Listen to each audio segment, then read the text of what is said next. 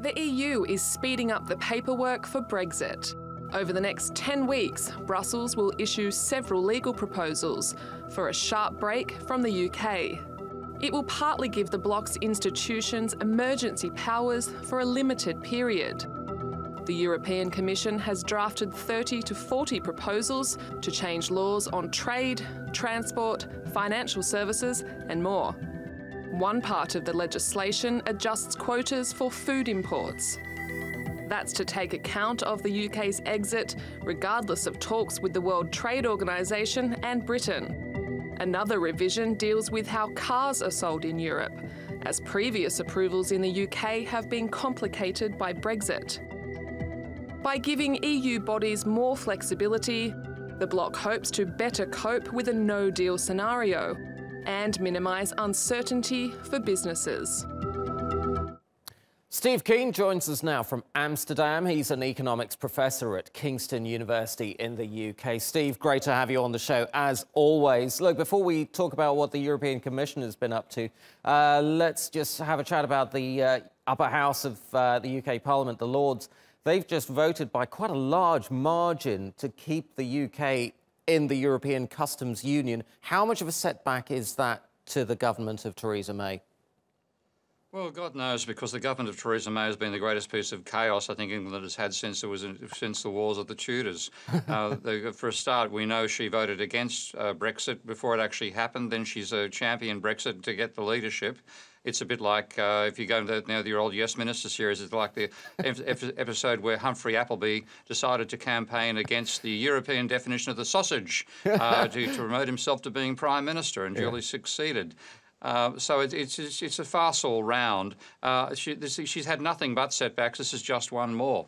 Life imitating art, indeed. Look, let's talk about the European Commission.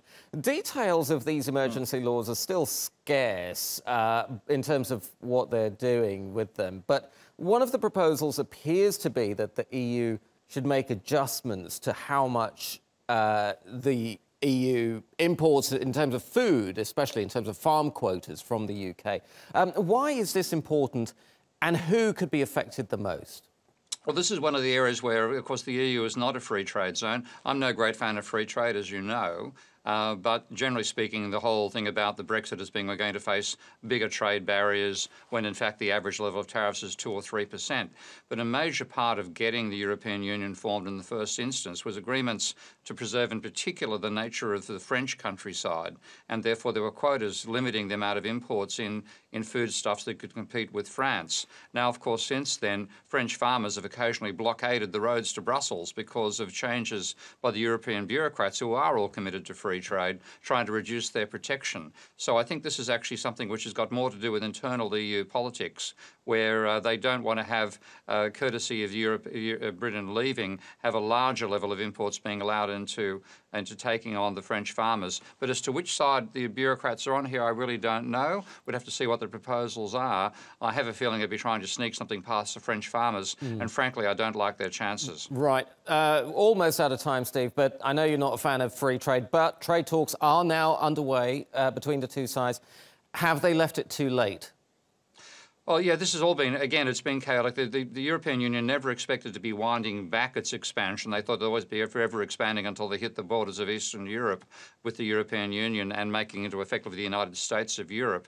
The fact that it's failed economically is why countries like the UK have been trying to get out, and of course we had the Greece situation beforehand. So they have never geared up for somebody leaving. They've always geared to get up for somebody else to come in. So they're in very, very unfamiliar territory. And of course they wanted to make it fail. They're still hoping that Britain will pull out and stay in the Union as though the referendum didn't happen. So, you know, I think it's basically sit back and get your popcorn for the next 10 months. Professor Steve Keen of Kingston University, always a pleasure. Thank you very much.